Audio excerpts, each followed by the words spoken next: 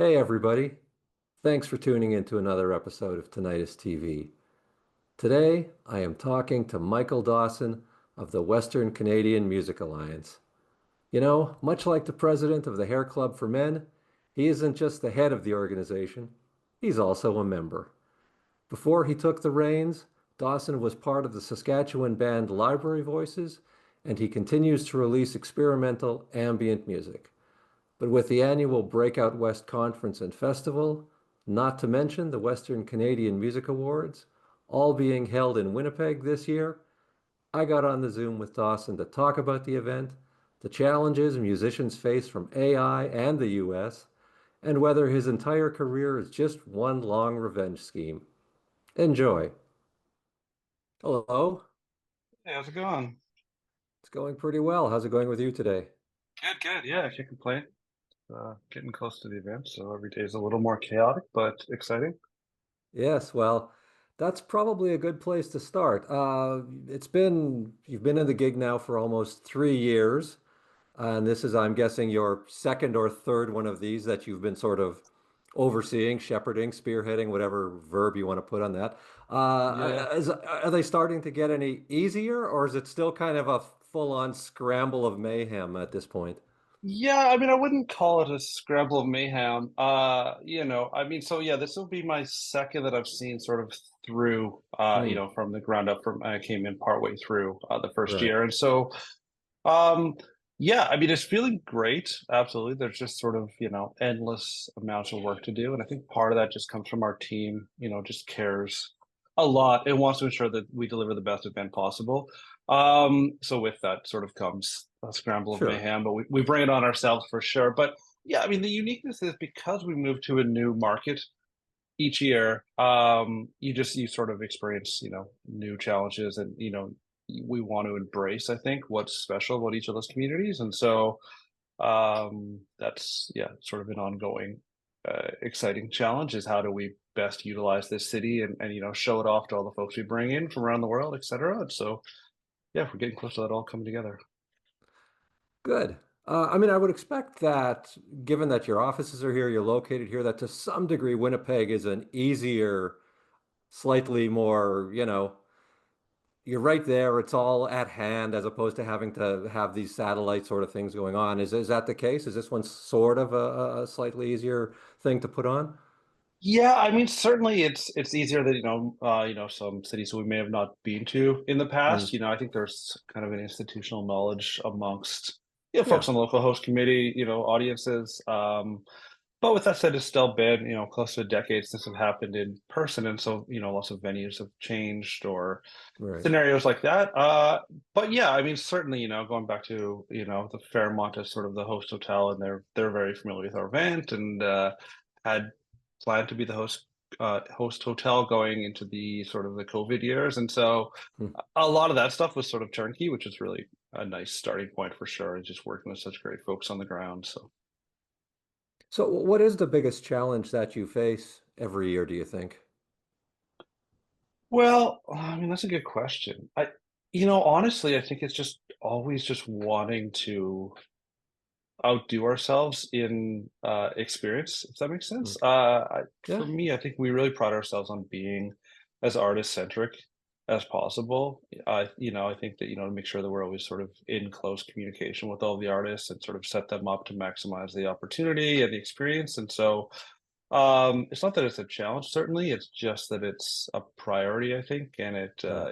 you sort of what that looks like annually. It changes a little bit of, the distance between venues and availability of artists. And these nine bands share a drummer, and how do we navigate that and give them Right. all, slots on the bills that make sense and the little bits and pieces. But yeah, it's all a really fun challenge for sure.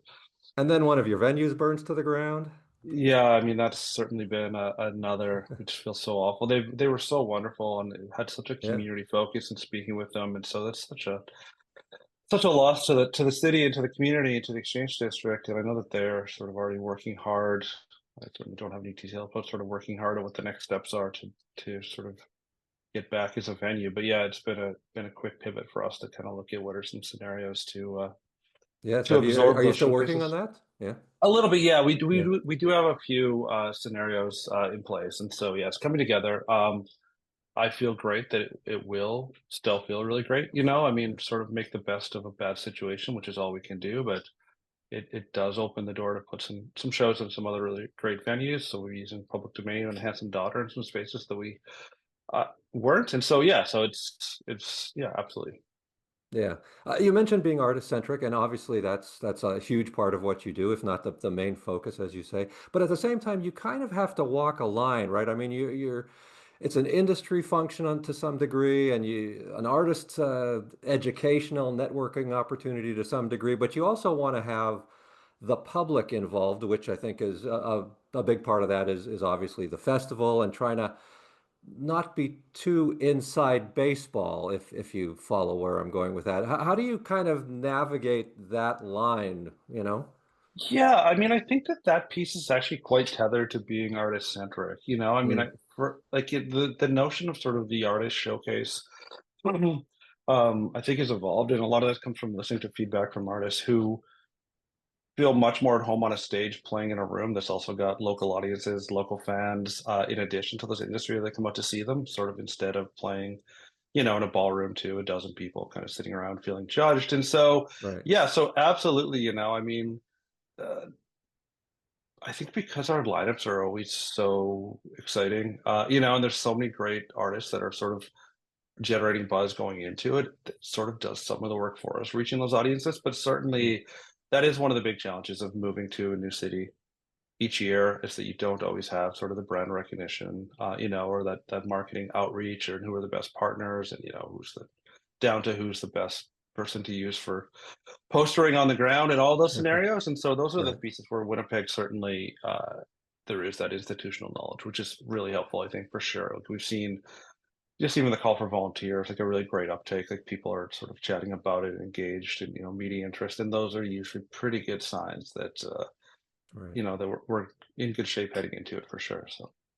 Talking about the festival, are there some names you'd like to mention that you are personally glad to Oh, have coming into play, or that you will be checking out, or that you think yeah. I people should mean, be? I can't really choose favorites. I do really. I think that it's year after year. I'm going to be Right. honest that there are artists that I'm familiar with the name certainly, and I'm going through and listening. Sometimes artists from the north or from some other places that I haven't had a chance to see before that sort of just on the ground generate a buzz and blow me away. And so I'm certainly going into it remaining very open to check out as much music as possible. I think I'm, at heart also a music fan before any of Sure. these things, and so selfishly, I'm also always so excited. And some of those artists sort of leave the event with some other festival bookings or a label or one of those things. It Hmm. feels like a proud moment, but it's at the same time just discovering those artists and seeing those steps happen a year or two down the road is equally fulfilling. So yeah, it's hard to choose a favorite, but I am excited. I'm excited about how the festival continues to become more and more genre diverse, and with that, I think we all sort of learn and grow for sure. So yeah, Yeah, I like too that. I mean, you keep it at a manageable level in terms of it's something that someone can get the wristband or the pass or whatever and go out and see a lot of stuff, and but not be overwhelmed by it. It's not like a South by Southwest level of there are 8,000 bands and you're never going to right. see everything. Is that sort of? I mean, obviously, there's always room for growth, and I'm sure in some ways that's a goal of yours, but at the same time, are you interested in keeping it at a sort of sustainable, workable level as opposed to just trying to, keep growing, growing, growing, growing, growing year after year after year? Yeah, 100%. I mean, for me, growth means doing things better, not bigger. I Right. think it's an organization, and so yeah, I mean, we see about 55 artists perform, which when you say the number out of context feels like a ton, and it is. But not compared to some of those Mhm. other events where it is literally Yeah. hundreds and thousands, and it's impossible. And so I think the other thing about Breakout West that is special to me is that every artist performs twice on two different nights, and so that means that if there's two conflicting bills happening at Right. the same time, you can see that artist a second chance. And we try really hard to run as small a footprint as possible in A/B venues. And so we'll have, band on at 8.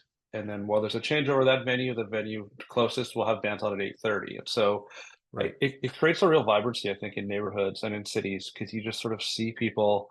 just migrating, seeing and taking in more music maybe than they would at a normal evening, because instead of sitting back and having a drink or something while the bands Mhm. do their changeover, there's something Right. happening so close by and you have full access to it. And so it really lends itself, I think, to music discovery in the truest, not the non-algorithmic truest sense of, oh, this thing's happening next door and I have access to it. Let's go discover what this band from, Whitehorse or wherever it's all Right. about. So Yeah, and I mean, I think you kind of have the same approach too with the awards in the sense that, it's a couple of dozen things. They're mostly performer and artist oriented as opposed to having, 17 categories for the singles and album releases and things like that. Can you explain the rationale behind going in that sort of artist-centric direction as opposed to content-based awards? yeah, I mean, I think that it's about recognizing and celebrating sort of the immense talent that happens in the West and in the North, and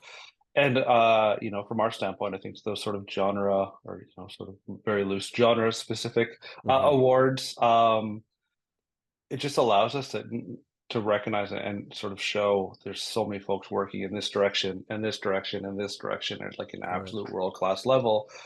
Um, and then it also sort of, I think it feels much in the same way that, 50 artists is a ton of artists, but it's also a manageable amount. It Hmm. feels like it's a manageable number of Right. awards, where I believe that each impactful, and each year we hear from people, that are even the nomination sort of gives them a little leg up when they're applying for the next phase of their career. And so, yeah, I mean, that's really it. It's like, how do we keep everything sort of hyper focused, manageable, Right.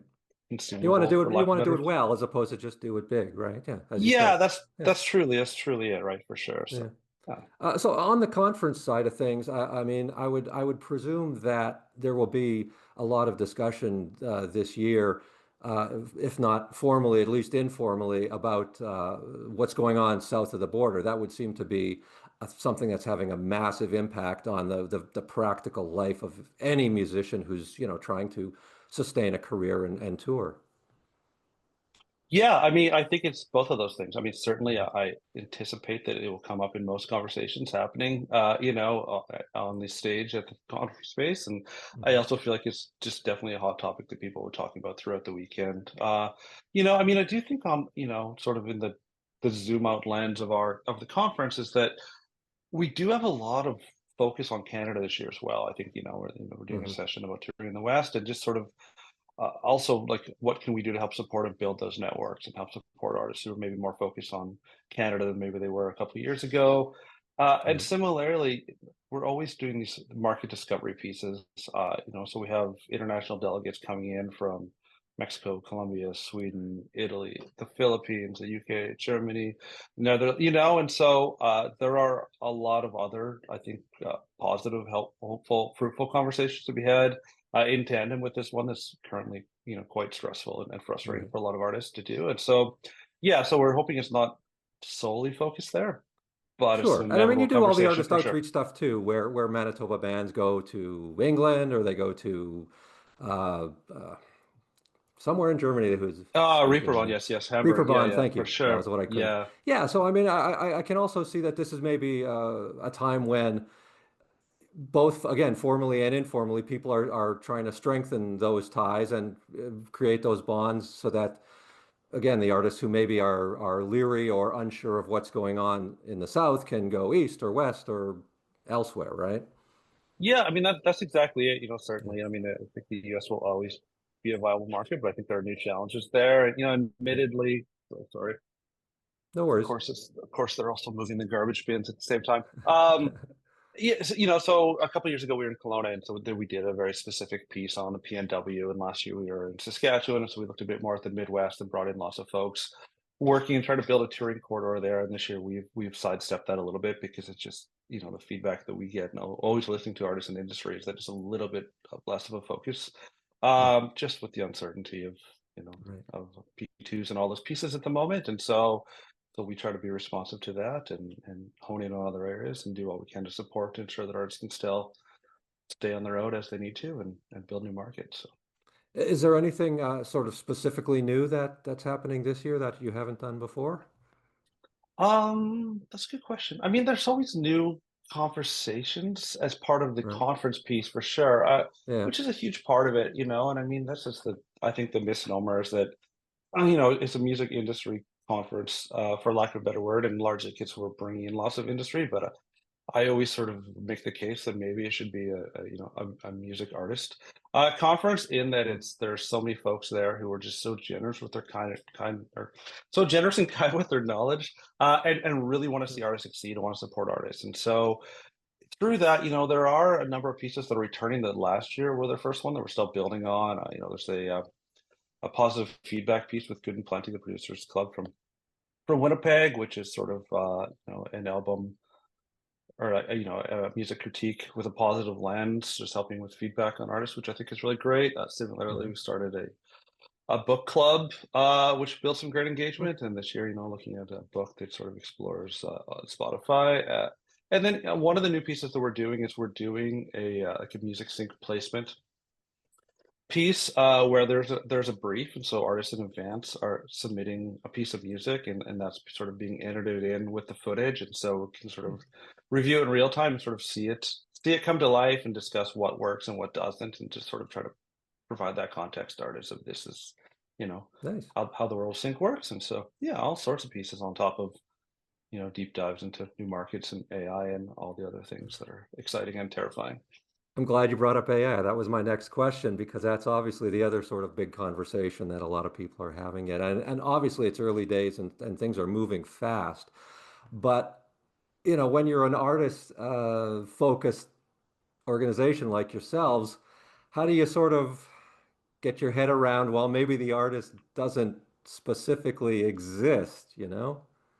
Yeah, I mean, it's certainly, there's a discourse around it. It's nothing we've experienced. We haven't had any sort of Right. bots applying to play the festival yet. But yeah, I mean, it creates another barrier, sort of another threshold to revenue for artists, that are sort of that conversation changes all the time. Where for so long it was, people consume physical media, and then everything moved to streaming, and so there's this encouragement of artists.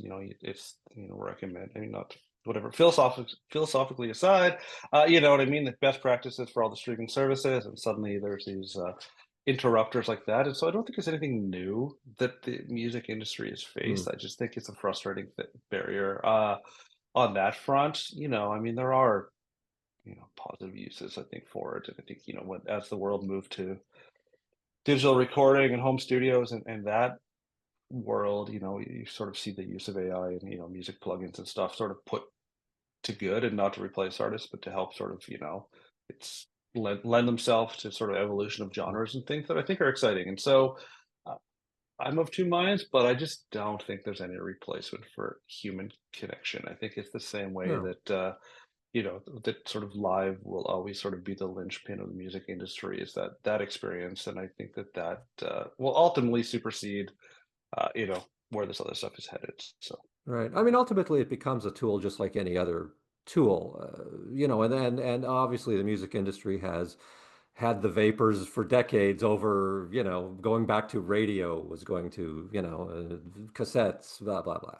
So, yeah, I mean, ultimately, this is just another way that people will, or another tool that people will use to make music. Talking about being artist based, I mean, you are obviously still an artist yourself. You were nominated twice, I believe, with Library Voices, but never won, right? I actually, I think we have like, I don't, it doesn't matter. I think we have like 9 or 10 nominations, but also lost them Oh, all. okay, So, sorry. I so the thought I number thought it is sort was. of irrelevant. There was a Mhm. couple, there was some earlier on. Yeah. So over the Oh, okay. years, yeah, there was a few different realms, and I think we So, lost most of them to Dad Megan, bless his heart. So, yeah. oh, okay. But that to me begs the obvious question that whether your entire career path from that point forward has just been one decades long plot of revenge to rise to the ranks up here that you've this lofty post that you've ascended in order to bring down the whole organization from within. Yeah, just to infiltrate. Yeah, we'll see next year. The entire docket of nominees will just be me, just projects of me. No, I mean, I always really worked two hats. Kind of go back to my Right. teenage years, where I was sort of the one in the small town I grew up in, kind of putting on the DIY shows and as we, as we started out in Library Voices, I also was running and managing a nonprofit all ages venue in Regina. So I've sort of had those two lenses, and to be fair, really, I've never had much of a desire to be a frontman in a project. I've always loved music and I love Uh-huh. writing, perform music, but I was very happy to kind of set up my table of junk in the back of the stage and in Library Voices. And I think that's sort of still the same hat that I wear all the time here, where I'd rather just sort of set up my laptop in the back corner and wrangle all these folks to get together and and hope that they all get opportunities out of this. So yeah. Is it important to you to continue to make music, and does it factor into you? Do you think it helps you do the job of executive director? I do think so. I mean, I think that, like there's a reality that the artist experience, just as we just discussed, it changes, Right. it ebbs and flows infinitely forever, and I had sort of, I guess I'm probably still in Library Voices. We're not very active, but every once in a while we get together. Hmm. But I do think it's important. It's hard to turn off that part of your brain. And for me, it's always that creative piece has sort of been, uh, you know, uh, maybe the driving force in the other work, or certainly Right.